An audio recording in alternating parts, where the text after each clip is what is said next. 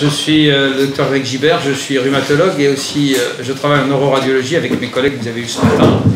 Je suis praticien attaché consultant à la Pitié-Salpêtrière et par ailleurs je suis depuis l'année dernière président de l'Association française d'hypnose. Donc ça fait un peu plus de 25 ans que dans ma pratique médicale j'utilise aussi l'hypnose. Donc je vais commencer par un article qui est pareil un peu surprenant mais qui me paraît utile. C'est l'article 37 du Code de la santé publique. En toutes circonstances, le médecin doit s'efforcer de soulager les souffrances du malade par les moyens appropriés à son état et l'assister moralement. Le reste de cet article concerne surtout la fin de vie, mais il reste que cette phrase est importante pour nous tous et s'impose à nous tous dans notre quotidien.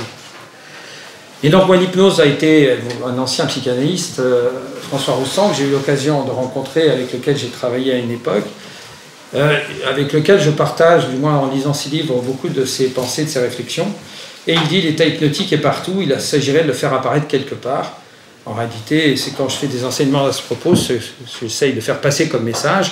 Et nous l'avons dans notre pratique médicale, au moins à 3 niveaux, ce qu'on appelle l'hypnose conversationnelle. Dans toutes nos consultations, on fait pas mal de fautes dans la manière dont on peut parler à un patient. Et beaucoup de nos collègues, j'ai fait un cours hier dans le service de neuroradio justement, au Manip Radio notamment, pour essayer de conformer les mots et les phrases qu'on utilise pour les patients qui viennent passer des examens.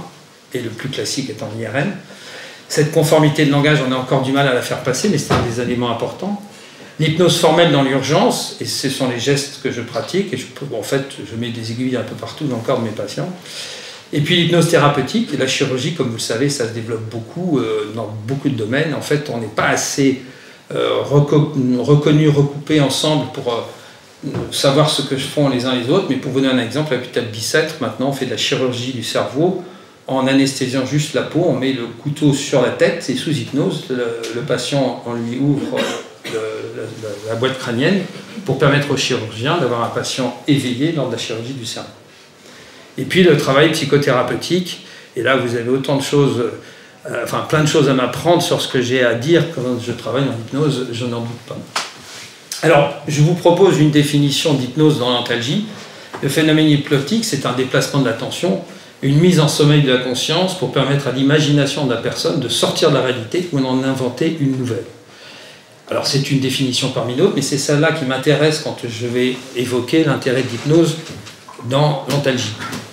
Et puis déjà, on le disait depuis très longtemps, les hommes ne sont pas effrayés par les choses, mais par la façon dont ils les voient. Alors je vais vous faire, peut-être, vous les connaissez, cette petite image que je vais vous proposer, si vous l'avez déjà vu, eh bien, je vous laisserai choisir quand même de répondre, mais pour ceux qui ne la connaissent pas, je vous propose d'essayer de me dire à quelle figure vous proposeriez le nom de Booba et à quelle vous proposeriez le mot de Kiki.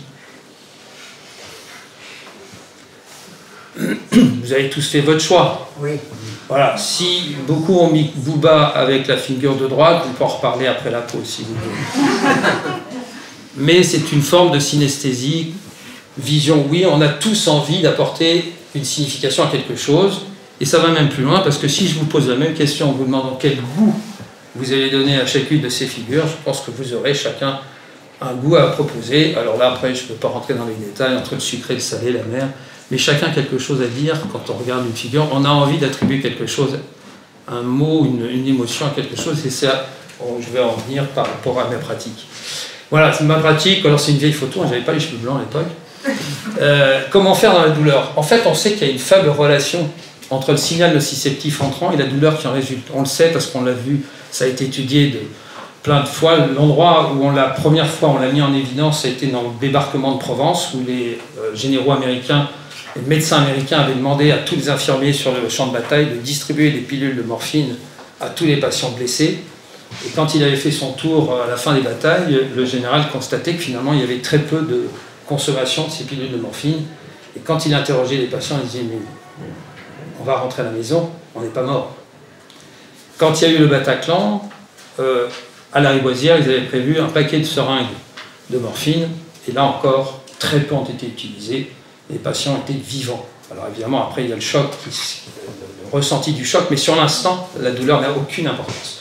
Et puis classiquement, on dit que Nelson s'est rendu compte à Trafalgar qu'il avait perdu son bras à la fin de la bataille, ou Hubert Auriol qui avait fait qui était en tête du Paris-Dakar de l'époque, avait fait une chute dans le désert et s'était rendu compte, après 400 km de moto dans le désert, qu'il avait les 2 chevilles cassées à l'arrivée. Donc, on peut parfaitement mettre une douleur à distance, selon les circonstances.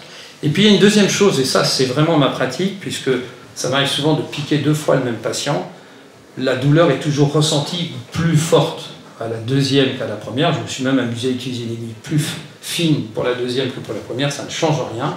Parce qu'il y a une différence entre l'imagination que le patient va avoir du geste, au point parfois de tomber dans les pommes à la vision de l'aiguille, et puis évidemment le fait d'avoir eu une effraction cutanée, et c'est ce que j'évoquais avec Faust tout à l'heure, c'est qu'il y a un langage du corps, il y a une information complémentaire qui est passée, le corps a augmenté le seuil de la douleur par le fait de l'effraction, et de fait le niveau augmente juste après. Et donc le paradoxe de la douleur, c'est qu'effectivement il est difficile et même impossible. On dit qu'usuellement il y a deux perceptions qu'on ne peut pas reproduire, c'est la douleur et le plaisir sexuel. Ça serait dangereux d'ailleurs. Je crois que c'est Bernard Werber qui avait fait un très bon livre que je vous recommande qui s'appelle L'ultime secret. Si on pouvait accéder à ça, la reproduction de cette main serait probablement définitivement terminée. Et donc l'élément important dans la douleur, c'est l'émotion qui est avec. Et cette composante émotionnelle dans les phénomènes de mémorisation de la douleur sont très importants. Et donc l'hypnose que j'utilise, c'est évidemment de faire en sorte que le patient ne perçoive au mieux que la partie objective physique de cette douleur et on puisse faire tomber toute la partie émotionnelle qui accompagne, toute la peur qu'il y a derrière. Alors Émile Coué le disait déjà il y a longtemps, quand il y a une lutte entre l'imagination et la volonté, c'est toujours l'imagination qui l'emporte, sans aucune exception, et c'est à peu près tout à fait confirmé. Et puis Eric Orsena le dit aussi, nous sommes dans l'enfance quand la fragilité nous atteint, et donc il est important quand on aborde ces patients de pouvoir rester dans un mode qui soit simple, qui ne soit pas alambiqué, pas en second avec des interprétations ou même des blagues. Je pense qu'à ce stade-là, le patient a besoin d'être accompagné. Et un des éléments que je fais beaucoup, peut-être parce que je fais moins d'hypnose classique, je veux dire formelle, passe par le toucher, la caresse du corps avant qu'on fasse le geste, avec l'explication qu'il y a derrière, est souvent un élément très important pour les patients qui est assez apaisant. Alors, on sait, moi j'ai déjà eu des situations où des patients sont tombés dans les pommes à la vision même de l'aiguille, et l'un des plus beaux examens, enfin amusant pour vous faire comprendre comment ça fonctionne, c'était une histoire de... je vais vous en parler tout de suite. Un des éléments qu'on utilise dans l'hypnose, c'est ASA veut dire accompagnement dans le souvenir agréable. Et au début où je me formais, je faisais beaucoup d'un examen qu'on appelle la sacchoradicularographie, qui consiste à faire des ponctions lombaires, on injectait un produit iodé, on n'avait pas encore l'accès à l'IRM à l'époque. Et cet examen était souvent redouté par les patients. Et le service de neurochirurgie avec lequel je travaille était assez content de la manière de prendre en charge les patients parce que j'avais aidé à les apaiser. Et évidemment, quand j'ai rajouté l'hypnose, ça a été un élément complémentaire. Et un jour, j'étais avec une manip radio qui était une grande angoissée. Donc évidemment, elle disait « Ah, mais tous les patients, surtout les hommes, tombent dans les pommes. Tu comprends, il faut faire attention, etc. » Mais en fait, elle déchargeait son angoisse sur le patient puisqu'elle dit « Voilà, on va vous faire une piqûre dans le dos. C'est une ponction lombaire, si vous avez mal au dos, si vous avez des vertiges, si vous avez des nausées, si vous ne vous sentez pas bien, vous me le dites. » Et elle ne comprenait pas pourquoi il y avait qu'elle, ça tombait dans les pommes systématiquement. Donc je lui disais, Chantal, tu te testes, tu me laisses parler, etc. Arrive un patient, oui, c'est un homme. Ok, le patient s'assoit, je me prépare à faire l'examen, il tombe dans les pommes. Donc tu vois bien que j'avais raison. Et puis il y avait un interne qui savait que je me formais, qui me dit alors mais tu n'utilises pas la technique? Je dis on va l'essayer, on va faire l'accompagnement dans le souvenir agréable. Qu'est-ce que vous aimeriez retrouver comme souvenir agréable? Le moment où ma femme a accouché de notre premier enfant, notre fille à la maternité, c'était extraordinaire. Je l'accompagne. Il tombe dans les pommes. Chantal, l'interne me dit ça n'a pas l'air de marcher contre vous. Le patient se revient, je lui dis alors qu'est-ce qui se passe? Chaque fois que je mets les pieds dans une maternité, je tombe dans les pommes. Manque de peau, je l'avais laissé prendre un choix qui n'était pas évidemment le meilleur. Et donc ça s'est terminé avec, je refais les peintures du studio que j'ai acheté avec un copain. Et là, j'ai pu finir mon examen tranquillement. Quand des fois l'accompagnement dans le souvenir agréable ne fonctionne pas, on utilise des souvenirs d'apprentissage qui sont toujours très forts, des souvenirs sportifs. Un jour, j'ai un représentant, enfin pas un représentant, un chef d'unité INSERM de la Pitié-Salpêtrière, pour une infiltration, il avait une lobe sciatique, et puis le manip radio lui dit, oh, il le voit un peu comme ça tendu, il dit, oh, vous inquiétez pas, il est sympa, il peut même vous faire une séance d'hypnose. Non, non, non. Et j'arrive, un tout petit peu en retard, il me serre bien la main, il me dit, voilà, je connais tous les chefs de service des unités ici, tous les chefs de service de l'hôpital, très bien, je dis, installez-vous. Et je lui fais ce que je pense mentionner un peu plus loin, mais c'est pas grave, je vous en parle tout de suite. Je lui dis, qu'est-ce que vous faites comme sport? Il dit de la plongée sous-marine. Il ne s'est pas rendu compte de ce qu'il disait. Il dit, descendez-moi, j'ai fait du 25-30 mètres. Je lui dis, 25-30 mètres? Non, 80. Ah oui, effectivement. On fait la séance. Je dis, ah, c'est fini. Il dit, vous plaisantez? Je dis, non, regardez l'image, tout, l'aiguille, tout. En fait, il était à 80 mètres. Il résistait à l'idée de avoir une séance d'hypnose. En fait, il a pris une séance d'hypnose sans s'en rendre compte. Et du coup, il a voyagé pour profiter de ce moment, parce qu'il était évidemment sous tension. Et plus les patients sont sous tension, plus ils sont prêts à partir, même s'ils résistent. J'avais eu un jour l'occasion de rencontrer le publiciste Orange, alors il y a des jeunes, hein, mais Orangina Secouez-moi, si vous vous souvenez de pour les plus anciens. Et je lui dis, je peux vous faire une séance d'hypnose, parce que je le voyais le dossier un peu tendu. Il me dit, non, non, mais parlez-moi. Quand ça a été fini, il me dit, oui, c'est parfait, j'ai rien senti. Donc parfois, le patient, comme je vous ai dit, il faut qu'il choisisse le bon souvenir. Alors, le souvenir agréable, c'est ce qu'on espère souvent, et puis de temps en temps, il peut être connoté, et c'est parfois difficile, on peut se faire avoir, quoi. Alors parfois, ils peuvent aussi hésiter. Ça m'est arrivé, des patients disent, j'hésite entre un souvenir un peu calme et un plus agressif. Et je me suis rendu compte qu'il valait mieux qu'ils les acceptent, qu'ils le prennent, le souvenir un peu agressif, parce qu'ils se sont protégés le jour où ils ont vu le combat de coq un peu violent, le vaudou pour un des photographes que j'avais eu injecté, et que finalement, cette protection qui se sont créées à l'époque pour voir ce souvenir, elle va nous servir le jour où on fera un examen qui est quand même un peu agressif, évidemment. Et puis, un autre élément qu'on utilise quand on fait ces séances d'hypnose, c'est de proposer, et c'est là toute la force de la suggestion, de dire à la personne, imaginez que vous êtes en train de mettre à l'endroit où je suis en train de badigeonner mon alcool iodé, une vessie de glace, comme on en voit, ou quelque chose de frais quand il fait chaud, comme si vous aviez un jus de fruits très frais sur cette zone, et parfois on voit apparaître une sorte de chair de poule à l'endroit où on pique, et le patient a réellement la peau plus froide à cet endroit-là. Alors c'est pas tout le cas, c'est pas aussi vrai, mais dans son temps ça marche assez bien. Et puis parfois aussi, et c'est très fort, c'est d'utiliser les odeurs. Les odeurs, c'est quand même la zone la plus directe du cerveau. On peut aller directement dans le cerveau avec cette zone qu'on appelle la lame criblée de l'ethmoïde. Et donc, c'est le seul endroit du cerveau, la ouate crânienne. Notre cerveau est en lien avec l'air. Et donc, les odeurs sont très importantes. Et on peut avoir des patients pour lesquels une odeur va vraiment les emmener quelque part très loin. Un jour, j'ai fait une séance d'hypnose, mais pas pour piquer, avec une patiente qui se souvenait de sa Tunisie natale. Et j'ai halluciné avec elle l'odeur du jasmin. Elle était en larmes, avec l'évocation simplement de l'odeur du jasmin. Et puis le toucher, donc moi je vous dis un des éléments que je trouve important, et là c'est codé puisqu'on est à plusieurs à côté du patient, on n'est pas en tête à tête avec le patient, il y a une manip radio, parfois il y a un étudiant, et donc toucher est quelque chose qui est très relaxant, très favorisant dans la relaxation du patient. Et puis un autre élément que je me suis aussi rendu compte dans cette pratique, un souvenir d'un patient que j'avais piqué en cervical, et j'avais fait une première infiltration, c'était toujours à cette époque où je me formais. La première fois, je l'avais fait naturellement, j'allais dire classiquement. Et la deuxième, je lui ai proposé la séance d'hypnose. Et au moment où il était en situation que j'allais piquer, je lui ai dit, maintenant je vous pique. Et je vois qu'il fait la grimace, le geste s'effectue jusqu'au bout. Et au retour, il me dit, ah mais là, c'était bien mieux que la première fois, j'ai rien senti, c'était super, mais rien senti moi. Ah non, pas du tout. Donc le patient avait réagi physiquement, corporellement à un mot, mais il n'avait strictement rien senti. En tout cas, il n'en avait pas gardé le souvenir. Et donc maintenant je ne dis plus, enfin depuis longtemps maintenant, je ne dis plus que je pique, je dis on va faire ce qui est prévu, puisque de toute façon ils sont là pour ça. Donc ils savent inconsciemment que si j'ai un geste à faire, c'est bien celui pour lequel ils sont là. Et puis ça a un autre avantage, c'est que moi-même je me mets en état d'hypnose finalement, et que moi aussi ça me libère et que ça me permet de faire mon geste avec encore plus de justesse. Et puis on obtient ça à peu près dans 60% des cas, les patients partent vraiment, et les 40 autres % sont à peu près dans un état suffisamment relaxé pour que ça marche, même s'ils restent présents parce qu'ils ont besoin d'avoir la sensation de contrôler ce qui se passe. Alors je vais, puisque on est en neurosciences, je vais quand même vous aborder quelques éléments de neurosciences, et je pense que je tiendrai mon temps.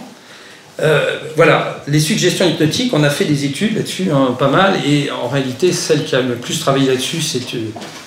on a failli le faire à la pitié, mais le gars qui disposait à l'époque de l'IRM fonctionnel n'avait pas compris l'intérêt de cette technologie dans le cadre de l'hypnose. C'est donc une collègue anesthésiste qui travaille à Liège, qui s'appelle Marie-Zémet Fémonville, que je connais bien, qui est la première à montrer un certain nombre de choses. Et donc c'est un travail avec un autre qui s'appelle Pierre Rainville, qui travaille lui au Canada, et qui nous ont permis, puis toutes les études maintenant se sont développées, sur qu'est-ce qui se passe quand on est en état d'hypnose, sur quelle zone on va travailler. Comme je vous ai parlé de l'émotion, eh bien les zones de l'émotion, comme le cortex préfrontal, le cortex singulaire antérieur, mais aussi le tronc cérébral, ont des zones d'hyperactivité. Donc voilà un petit élément parmi d'autres de cette expérience dans la douleur. Vous voyez qu'en haut, en cas de douleur provoquée sans la distraction, sans le phénomène hypnotique, tous les petits spots jaunes et rouges mentionnent les zones du cerveau qui réagissent à la douleur, et vous voyez que sous hypnose, en fait sous distraction, on ne voit pratiquement rien s'allumer dans ces zones du cerveau. Voilà encore, en éveil vigilant, pareil, les stimuli douloureux, en éveil et en état d'hypnose ne s'allument pas non plus. Et donc ces régions, elles sont multiples, parce qu'il y a celles qui vont ressentir l'intensité de la douleur et celles qui vont être liées à l'émotion, et chacune va avoir son importance dans la manière dont on va les activer ou les désactiver en hypnose, et c'est ce que Pierre Rainville nous avait montré. Les suggestions hypnotiques activent les cortex préfrontaux et le cortex singulaire dorsal, ainsi que le tronc cérébral, pour permettre le contrôle de la douleur. Et ça a montré aussi que c'est un processus actif. Et en réalité, ce qui a été surprenant à l'époque, c'est de se rendre compte que si quelqu'un commence à évoquer un souvenir sportif, d'apprentissage ou autre, toutes les zones du cerveau qui correspondent au mouvement seront actives, alors que lui-même est bien sûr complètement inactif, complètement immobile. Et donc toutes sortes d'éléments qui permettent de comprendre que le patient va chercher dans son territoire cérébral les éléments qui vont lui permettre de contrôler. Et dernier point qui est très important, qui a été montré par Steve Lawrence, qui travaille à l'unité coma à Liège, justement dans le même CHU que Marie-Zémet Fémonville, c'est une spécificité particulière qu'elle avait déjà montrée la toute première fois. Il y a une zone du cerveau qu'on appelle le précuneus, qui est la partie postérieure pariétale, numéro 7 ici, qui a fait dire à Stephen Nares que parmi les gens qui sont dans le coma, en gros, il y en a un tiers qui reste encore très présent, comme dans les Lockheed syndrome, c'est-à-dire les gens qui sont enfermés, où il y a juste la paupière qui permet de savoir qu'ils sont encore vivants à l'intérieur. Et son élément qui lui permet de dire ça, c'est l'analyse en IRM fonctionnelle de cette zone, si elle est vascularisée comme vous l'avez là, quand elle est dans le syndrome d'enfermement, dans les consciences minimales ou dans les états végétatifs. Quand il n'y a plus du tout d'activation de cette zone, on peut considérer qu'il n'y aura plus personne, même si par hasard le corps devait se réveiller. Eh bien en état d'hypnose, et c'est toute la force et le risque de ce qu'est la pratique hypnotique, c'est qu'il y a une baisse d'activité de cette zone qu'on considère être une des zones de la conscience, de soi. Ce qui peut expliquer certains états hypnotiques du quotidien sur lesquels on peut avoir une mainmise, une prise sur l'autre, puisque vous avez une perte de la vigilance de cette zone. Mais en tout cas, en hypnose, vous pourriez, il y a eu un grand rapport qui avait été fait par Madame Loftus aux États-Unis sur la manipulation faite par des pseudo-hypnothérapeutes formés en ce demande comment, et qui avait induit des faux souvenirs chez des patients, notamment d'origine sexuelle. Donc voilà, les suggestions hypnotiques ciblent la composante sensorielle de la douleur dans une zone d'insula qu'on appelle S1, il y en a une autre qu'on appelle S2, et puis on peut utiliser d'autres suggestions qui vont cibler la partie beaucoup plus affective, et qui là sera plutôt sur le cortex singulaire antérieur, et j'en suis arrivé au bout de mon topo.